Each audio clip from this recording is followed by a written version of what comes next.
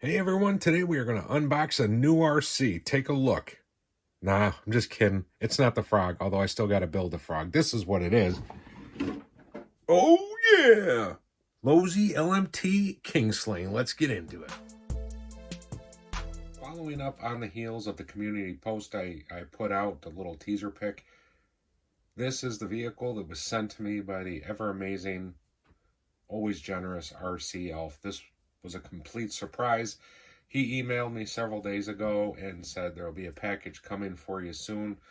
I'll keep you updated on when to expect it. I had no idea before then that anything was coming. I certainly had no idea what it was. But this is what it was. I was blown away when I got home from work the other day and saw this sitting on the porch in disbelief. And if you don't know yet, this is the Kingsling Mega Truck, mud truck, made by Losi, based off of the Losi LMT chassis. This thing is sick. It is huge. I wish I had a bigger area. I would do a side-by-side comparison with the Son of a Digger, but I don't have the room just yet.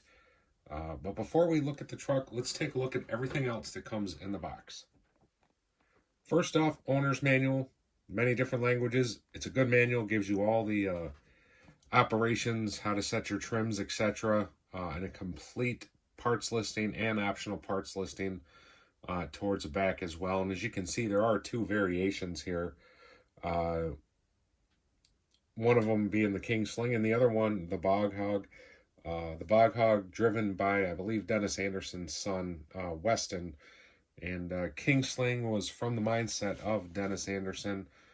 I don't know if he still drives this one at all or not. But anyways, what else do you get in the box? Comes with these two. These are rear axle mounts. I'm not sure why they give you a couple of these. I don't know. If anybody out there knows why, let me know. I don't know if it's maybe a component that possibly has a tendency to break. I don't know. I'm not saying that. I don't know.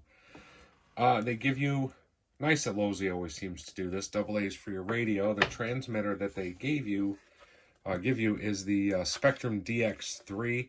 Nice radio. It's got the smart technology if you also use the Spektrum LiPo batteries. I don't use them. I have good luck with Gens Ace and Z batteries. They don't cost much. That's just what I do. I know some folks with other vehicles have had problems with the power button sticking in cold temperatures. Thankfully, I have not run into that problem yet. Knock on wood. And let's see. Nice Losi sticker. I have to put that somewhere. And here, these in this bag, there are a bunch of different battery straps. We'll get to that in a minute. But that's everything you get in the box besides the truck. And just looking at this thing, wow. I mean, it is gorgeous. It is huge. Like I said, this is based off of the LMT monster truck chassis. A lot of similarities, but there are some differences. And as awesome as the LMT platform is, you know, as there is with any new chassis, ground up vehicle, there's going to be things that you find afterwards that maybe you can make improvements on. And I think that they aim to make some of the improvements here with the Kingsling. Hopefully I can run this soon. I'm not sure. Where I really would love to film this is in a nice long mud pit, but I'm probably not going to get that opportunity until next spring. But rest assured, we will see this thing tearing up some mud. But I also think it might look good flying through some snow too. Currently though, we don't have any, but I hope to get a run in here soon. But taking a look at the truck, this thing is just absolutely gorgeous.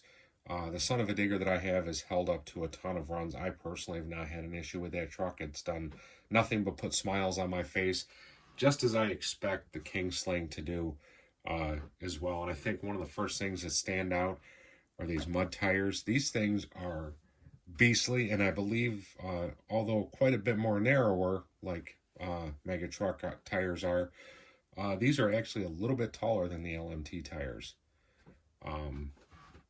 4 body clips on this one. There's 2 here in the rear and then 1 on each side, right about here-ish.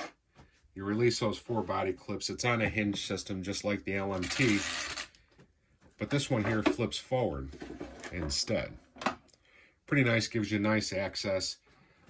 This has the Spectrum Firma 2800 kV brushless motor and the Spectrum Firma 130 amp ESC with the IC5 connector. Man, this thing just looks nice. And these chassis plates here, they're not anodized, they're actually powder coated.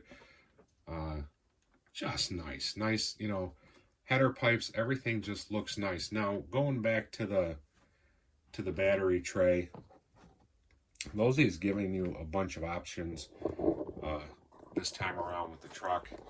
Sorry, I got to pick the camera up to show this. So this is the usual setup, the same that's in the LMT. You get this nice rubber strap. You can pop your 2S, your 3S. This truck will run up to a 4S pack. Oh, I don't know.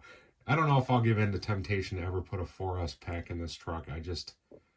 I think for somebody like me, it would be overkill. And if the RC Alpha is watching this, I'm sure he would probably think, no, Jeremy, don't put a 4S in it. You're going to destroy the poor truck. We'll see. I probably won't. But this truck is rated up to 4S. But what they did this time around, see if I can do this with one hand. Probably not. Hang on a second. Fat fingers don't do well for certain projects. But you've got this large chunk of foam you can pull out. And this section here is recessed. So if for some reason you want to run a shorty pack, run a shorty pack in there. So this fits many different battery types. Hence, that's what that baggie was for the extra battery straps that you can put all different ways. Good thinking there by Losi. I'll run full-size packs just because that's what I have and that's what I do. But such a gorgeous looking truck. Little fuel cell that sits back there. And this truck does have the updated axles as well with the extra webbing in them. Hopefully that does make them quite a bit more, you know, hold up to the abuse. I thought something nice here. These are actually replaceable. Like if you spin these out, you don't have to get a whole new rim set. You can just order these and attach them to your rims if you happen to spin that out, which I thought was nice. And again, this being, you know, a Mega Mud truck, look at what you get with your shocks. You get shock guards front and rear all the way around to help try to keep the mud out of your shocks from gunking them up. I thought that was a pretty nice move as well.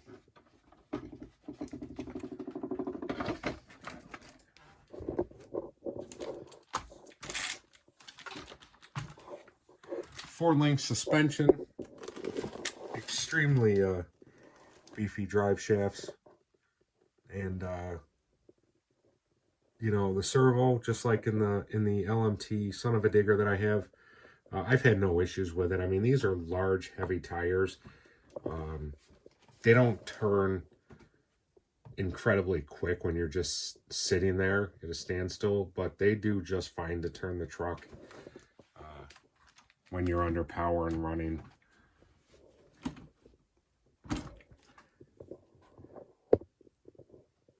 But I think that is about going to do it. I feel like there's a few things that I'm forgetting. In my excitement, I tend to just forget things. One other thing that they did do in this version of the LMT, on the Son of a Digger and on the Grave Digger, these chassis plates, they stick out quite a bit more. And I guess what a lot of people were finding is on those heavy impacts, it was tending to bend that up. So they snubbed it off, they shortened it up.